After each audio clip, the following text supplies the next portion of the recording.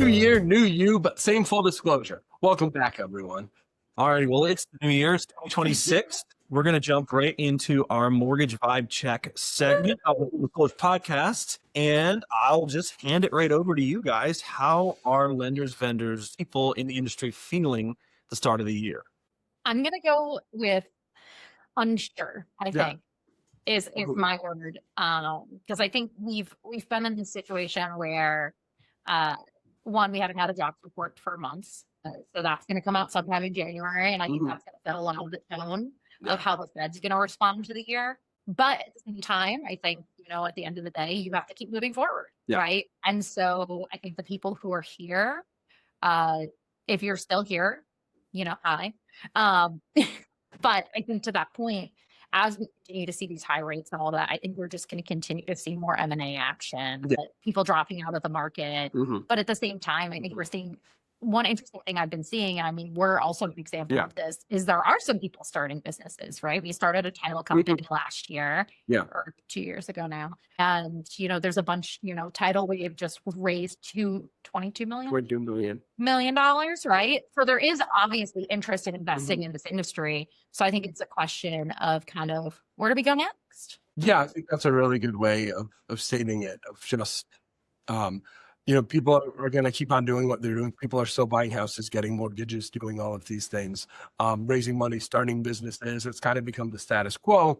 And, what happens beyond that, no one knows, right? At the end of the day, I think the way I've also thought about it with the vibe check, and I'm of the opinion there is only one main problem with housing, which is supply, right? So there's been a lot of talk about portable mortgages, 50-year mortgages, all of these ways of kind of reducing affordability. But unless you create more houses for people to buy, it's not going to matter, right? So ultimately increasing supply and addressing the 5-6 million household shortage that we have in this country is kind of the main thing. And until that gets addressed, you're not really going to see substantial changes in the housing market. Yeah, I will say, as someone, I'm starting my search this month, and so we've been kind of keeping an eye. We're recording this mid-December, so we're planning to start in January. So we've been keeping an eye on it, and I did see, the new builds in our area are offering rate drops and seller credits. I did see a house that offered me, if I want to close in 2 weeks, that I would get a 3% seller credit and all of that, and the significant rate cuts. So I do think in certain markets, What really sure how they can promise a 2-week close? they said you have to get them a 2-week close. It's red flags. You know how long tax rates take in They said they have all of it. 2 weeks. I don't believe them. I remember when I was looking too, the seller said, we already had a title search run, so you don't have to do that. So just use this title company as a seller condition. Nothing to see here. Mind you. Nothing to see. Look at the man behind the curtain.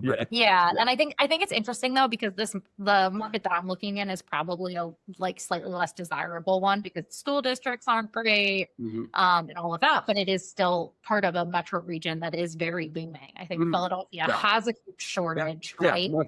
Montgomery County, it is something that is very much and these houses had substantially increased post-COVID, right? And we're starting to see that drop back down a little bit more towards where they were, not fully pre-COVID, right? They're still $50,000 to $60,000 higher, I would say, but we are seeing them come back down a little bit.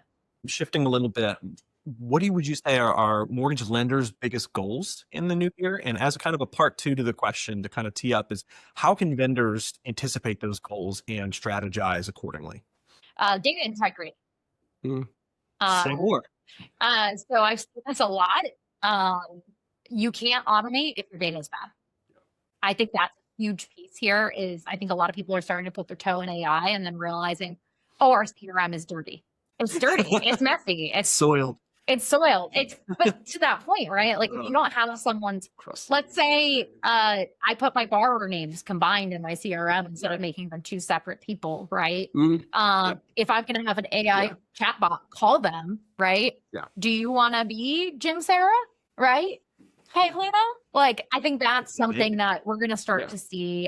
Data integrity I've seen talked about a lot because you need it to automate. The running joke, my sister is Laura Elizabeth. And at one point being called for the airport, they added the middle initial on. So she was called Lorraine. Oh, And then my brother-in-law still calls her Lorraine because of that moment. So my answer for the big slender priority recruitment seems like it's always on the mind of lenders. I think they feel that buying volume is easier than growing it in-house. There's some truth to that, right? But so buying branches, getting top performing loan officers, big signing bonuses, all of those types of things, I think is big, especially in a market that's pretty stagnant right now. So the more you can kind of acquire that volume, it's seen as a more reasonable way to grow. So I don't completely agree with, but. yeah. I have seen, I saw a post on LinkedIn and I don't remember who wrote it, but saying basically that if you're not bringing on new loan officers right now, it looks to your existing loan officers that you aren't growing, and there just feels this endless pressure then for those loan officers to just produce more in a bad market, right? Yeah. And so when you bring in new LOs, it feels like you're growing to that point, right? Yeah. And Just signal that. I think there's ways of making your current team more efficient and growing with your current team. And unless you're bringing in people into a system that's already helping them and growing and efficient, it's not really going to matter. So I would agree. That would be my take on it. You can't just kind of throw bodies at the problem, but I mean, you can. It's just not, maybe the long-term long-term decision you Yeah. make. It's not very nice. Human spackle is never a great long-term solution. No. That's a great term. Speaking of people moving in and out of jobs, do we anticipate any notable M&A action for 2026? Is that something that Probably. I think there's going to be at least one big, how the hell did this happen? Deal. Like, where we're all going to be scratching our heads a little bit. Like, I think Guild this year was kind of that to some extent, right? They made a big acquisition and then they went private. And like, that was a big thing that happened, right? Yeah, that was the Academy, right? Yeah, they bought, not Academy. Yeah, Mr. Cooper got acquired by Rocket. Like, we've had some really big deals, right? I wouldn't be surprised if we see something along those lines where it is this like huge deal that everyone's just like, how do we get here? Right. That, people are working on the deal that we're going to all be shocked by next year right now. Yeah. Right. Like, that's what I think just like you said, in a stagnant market like this, acquisitions equal growth. Yeah. Right? So thank you all for listening. We'll be dropping episodes this year faster than your new year resolutions. That's spectacular. Please like and subscribe. I hope you get to keep that. No, thank you, everyone. That was full disclosure.